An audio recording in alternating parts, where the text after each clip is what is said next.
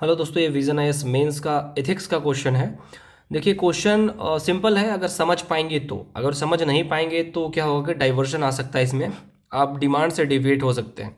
देखिए क्वेश्चन क्या कहता है, भारतीय समाज के लिए आय समानता एक गंभीर चिंता का विषय है। भारतीय समाज के लिए आय समानता एक गंभीर चिंता का विषय बिल्कुल है और ये रियलिटी है। भारत का 70% संपत्ति या 90% संपत्ति ऐसा माना जाता है कि 1.5% लोगों के पास है। अब बिल्कुल है, जैसे कि मान लीजिए किसी का नाम नहीं ले रहा हूँ, उनके पास है, तो बस क्या है ना, उनके पास एक आइडिया है। आइडिया हो सकता है कि उनको ऐसा लगता है कि ये मेरा आइडिया है, नहीं। कल को जाके अगर गॉड ने आपको किसी दूसरे जगह पैदा किया, क्योंकि आप अपने आपके माँ बाप कौन होंगे ये आप नहीं चुन सकते। कल को जाके आप बीच जंगल में पैदा हो और जो सिर्फ अपना जीवन भरण कंद मूल से करते हैं, आज भी भारत में या अंडमान निकोबार में ऐसे ऐसे आइलैंड है जहाँ पे लोग ऐसे रहते हैं, तो आपकी सारी जो बुद्धि इधर की इधर ही रह जाएगी। कुल मिला के दिवकीर्ति सर का यह कहना है कि परिस्थितियां किसी के जब सपोर्ट में होती है तो बहुत आगे निकल जाता है, और विपरीत होती है तो दिक्कत हो जाता है, क्योंकि समय से आज तक कोई नहीं टकरा पाया है और उसे लड़ना की कोशिश भी मत करिएगा। देखिए इसमें अब गंभीर चिंता का विषय है। क्यों चिंता का विषय है इसमें?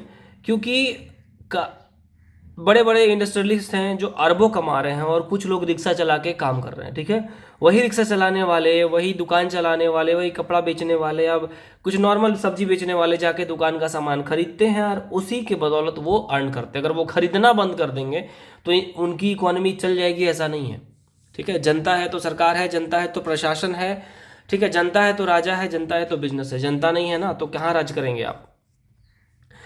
देखिए दूसरे में आते हैं, इस संदर्भ में गांधी जी की सर्वोदय न्यायसीता ट्रस्टीशिप की अवधारणा की प्रासंगिकता का परीक्षण करिए। देखिए सर्वोदय का मतलब होता है सभी की प्रगति, कोई भेदभाव नहीं। न्यायसीता ट्रस्टीशिप का अर्थ होता है पूंजी का असली मालिक पूंजीपति नहीं पूरा समाज है। ये गांधी जी की विचारधारा है। ठीक है, गांधी जी की विचारधारा को इसमें इंप्लीमेंट करके लिखते चलना है। देखिए मैंने कैसे लिखा है, प्राचीन काल से ही वसुधैव कुटुंबकम की नीति का पालन करता रहा है भारत, अर्थात समस्त विश्व मेरा परिवार है। ठीक है, यहाँ अनेक धर्म और जाति, रंग और संस्कृति के लोग रहते हैं, इसलिए असमानता साधारण बात नहीं है। दूसरी ओर भारत ही एक ऐसा देश है जहाँ सभी धर्म रंग जाति मिलजुल कर रहते हैं। दूसरी जगह ऐसा कहीं देखने के लिए नहीं मिलता। गांधी जी की सर्वोदय और न्यायसीता वर्तमान में अत्यंत प्रासंगिक है। हम विविधता वाले देश में रहते हैं और यही भारत की विशेषता है। अगर सभी एक दूसरे के धर्म का सम्मान करते हैं, सभी एक दूसरे के धर्म का सम्मान करने लगे और त्योहारों में जाने लगे तो भारत विश्व का मिसाल बनकर उभरेगा। सॉरी डिले होने के लिए। जब प्रकृति ने जन्म से ही किसी तरह का भेदभाव नहीं किया है तो हम क्यों करें। देखिए अब यहाँ पर देखिए इसका लाइन का मैं डिफाइन कर देता हूँ। कुल मिला के जब सूरज उदय होता है तो ऐसा नहीं कहता है कि आप सबसे उच्च वर्ग में सबसे पहले रोशनी आपको पड़ेगी। जो सूर्य के किरण के नज़दीक होता है उसी को मिलता है। नदी ये नहीं कहती है कि हम यहाँ निकल रहे हैं तो सबसे पहले राजा के महल में ही घुसेंगे। नदी के समीप जो आएगा पानी पिएगा। That means for nature every person is equal.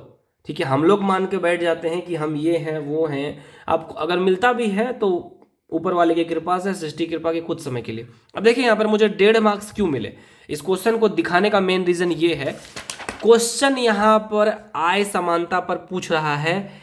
ठीक है, और जब मैं क्वेश्चन का आंसर कर रहा था तो मेरे कई बार ऐसा होता है ओवरलुक मतलब ध्यान नहीं देना, मुझे सिर्फ असमानता दिखाई दिया।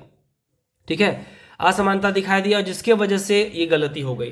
तो क्वेश्चन यूपीएससी के मेंस में देखिए, ये क्वेश्चन घर में बैठ के आधे घंटे में लिख लेना बहादुरी नहीं है। 3 घंटे के अंदर 20 क्वेश्चन को लिखना, वो भी अच्छा स्कोर लाने के लिए, वो बहादुरी।